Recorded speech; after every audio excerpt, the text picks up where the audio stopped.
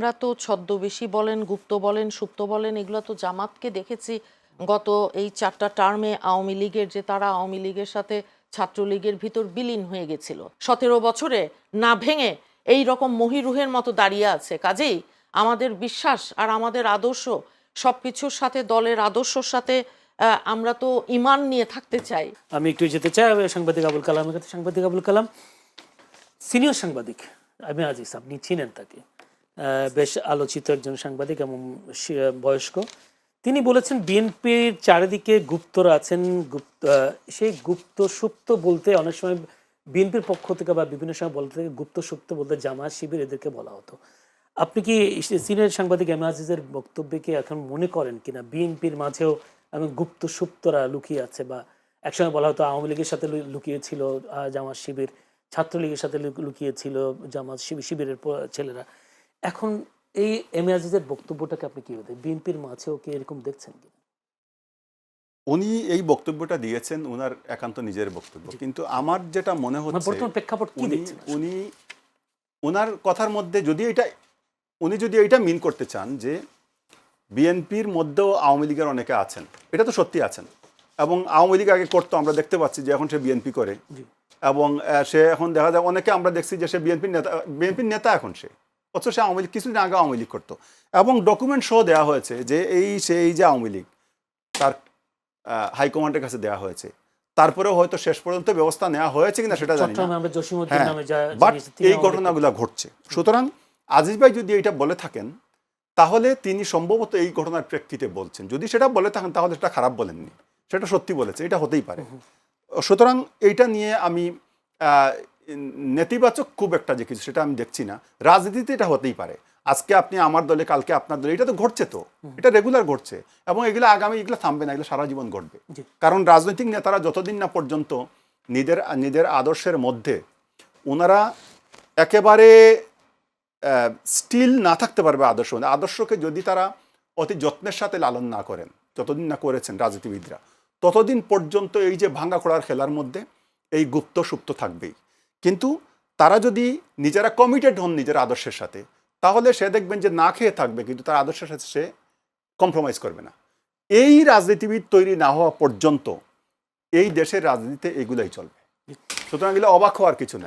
ধন্যবাদ। যদি মুন্নিয়াপ্পা যদি একটু করে বলতেন যে কালামে বলছিলেন বিএনপির মাঝে যে গুপ্ত, কিন্তু উনি নিজেও বলছেন, আমিও জানি যে আসলে চট্টগ্রাম একজন জসিমউদ্দিন যিনি এমপি হচ্ছেন চন্দনেশ থেকে, তিনি একসময় আওয়ামী লীগেই করতেন, বেনজিরের একজন ডান হাত ছিলেন, সেরকম একটি প্রচার হয়েছে বিভিন্ন পত্র পত্রিকায়, তিনি এমপি হয়েছেন। তো আসলে কি এম আজিজ কি বিএনপির মধ্যে যে সুপ্ত গুপ্তর কথা বলছেন সেগুলি কি আওয়ামী লীগের কথা বলছেন? এখন সেটা তো আজিজ ভাই বলতে পারবেন, তবে আমরা তো ছদ্মবেশী বলেন, গুপ্ত বলেন, সুপ্ত বলেন, এগুলো তো জামাতকে দেখেছি গত এই ৪টা টার্মে আওয়ামী লীগের, যে তারা আওয়ামী লীগের সাথে ছাত্রলীগের ভিতর বিলীন হয়ে গেছিল মিলেমিশে। যে পাশাপাশি আমরা যারা বিএনপি করি, আমরা কিন্তু আমাদের আত্মপরিচয়, আমাদের উপর যত অত্যাচার, নির্যাতন, গুম খুন যাই কিছু হয়েছে, আমরা ১৫ বছর ১৭ বছর জোর গলায় বলেছি আমরা বিএনপি করি। কিন্তু জামাতের বেলায় এটা হয়নি আনফরচুনেটলি। তবে দু একটা ঘটনা আপনি যেটা বললেন সেটা ঘটে থাকলে এটা তো অত্যন্ত আমাদের মতন কর্মীদের জন্য খুব দুঃখজনক, কারণ আমরা তো দুঃসময়ের কর্মী, আমরা তো দুর্দিনের কর্মী, আমরা তো দলকে ছেড়ে কোথাও যাইনি। আমার মতন হাজার হাজার আমাদের দলের কর্মী আছে, যার কারণে এই দলটা ১৭ বছরে না ভেঙে এই রকম মহিরুহের মতো দাঁড়িয়ে আছে। কাজেই আমাদের বিশ্বাস আর আমাদের আদর্শ সবকিছুর সাথে, দলের আদর্শর সাথে আমরা তো ঈমান নিয়ে থাকতে চাই। কাজেই এই জায়গায় অন্য কোনো কথা আসলে এটা আমাদের কষ্ট দেয়। মানে আপনি মনে করছেন যে বিএনপির মাঝে কোনো ধরনের আওয়ামী লীগের লোক? আমি এটা বলিনি, আমি বলেছি দুই একটা ঘটনা থাকতে পারে, এটা আমি তো অস্বীকার, এটা তো আমি এটা বলতে ওইভাবে না, কি যেহেতু স্পেসিফিক একটা ঘটনার কথা আপনি উল্লেখ করেছেন। জি, ধন্যবাদ আপনাকে। সেই সাথে আরেকটি যে নারী সংরক্ষিত আসনগুলো নিয়ে আপনারা দেখলাম বেশ পল্টন বেশ জম্পেশ, মানে জমজমাট একটা অবস্থা ছিল, নারীরা বিভিন্ন সময় ফর্ম টর্ম নিয়েছে, এবং সেক্ষেত্রে সেখানে একটি ঘটনা দেখলাম, কনকচাপা শিল্পী কনকচাপার মতো একজন মানুষকে তার উপরে অনেকটা মব বলে না যে অনেকটা তার বিরুদ্ধে কথা বলেছেন কিছু যশোরের সম্ভবত নারী বিএনপি নারী নেত্রী, এবং তা যদিও সেখানে দুঃখ প্রকাশ করেছেন বিএনপির সিনিয়র যুগ্ম মহাসচিব রুহুল কবির রিজভী, তিনি বলেছেন যে আসলে কনক মতো একজন ব্যক্তি সমর্থন করাটাই সবচেয়ে বড় কথা। আপনি কি এটা দেখেন কিনা যারা ত্যাগী ছিল, যারা তৃণমূলের নেত্রী, তারাও কি কোনো কারণে বঞ্চিত হওয়ার সম্ভাবনা দেখেন, যেহেতু এখানে নারী সংরক্ষিত আসনে অনেকেই প্রার্থী হয়েছেন? অনেকে, আমি নিজেও হয়েছি, জি। গিয়েছিলাম। তো বা আপনি ওই আশা দেখেন কিনা আপনি হবেন কিনা? সেটা দেখার সময় বলে দিবে। আমাদের অতীত ইতিহাস তো লেখাই আছে অক্ষরে অক্ষরে। কাজেই আমাদের ত্যাগ, আমাদের যেই তিতিক্ষা, গত আমাদের 17 বছরের যদি ধরি, সেই কমিটমেন্ট, ডেডিকেশন, এখান থেকে তো আলাদা করা বড় কঠিন হবে।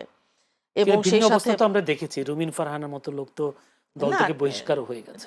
না ঠিক আছে, রুমিন এখন সে তো এমপি হয়ে এসছে, তারপর তো ভালোই তো আছে সে। এখন দেখেন, নারীদের যে সংরক্ষিত আসন, বিএনপি তো বড় দল, 36টা আসন পাওয়ার কথা, এখন তার মধ্যে আপনার 1000-এর উপরে ফর্ম নেওয়া এবং কিনেছে। জমা দেওয়া হয়েছে। এখন শিল্পীরা, যারা পৃথিবীর বিভিন্ন দেশেই শিল্পীরা, তাদের দিকে তারা তো আমার আপনার থেকে একটু এক্সট্রা জ্ঞানী গুণী, কারণ তাদের তো, আমার তো সে এক্সপার্টিস নাই, আমি তো গান গাইতে পারি না। এখন কনক চাপা তো সে ভারী সুন্দর গান করে, তো সে যদি আসে, কিংবা আমার বন্ধু বেবি নাজনীন, তো আমি তো তাদেরকে স্বাগত জানাতে চাই। কারণ কি, পৃথিবীর অন্যান্য যে কোনো দেশেই গুণী শিল্পীদের একটা কদর, সেটা আপনার আছে।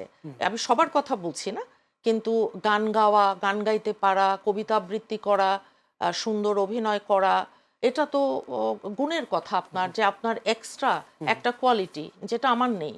কাজেই আমি তো তাদেরকে পজিটিভলি দেখি। আমি চাই যে এইরকম মানুষ, জ্ঞানী গুণী, তারা আসবেন, সাংবাদিকদের মধ্যে থেকে আসবেন, আমাদের আইনজ্ঞ যারা আছেন তাদের মধ্যে থেকে আসবেন, একটা ভাইব্রেন্ট সংসদ হোক, কিন্তু গান গাইবেন সংসদে অতীতের মতন, আমি সেটার ঘোর বিরোধী। জি, ধন্যবাদ অসংখ্য।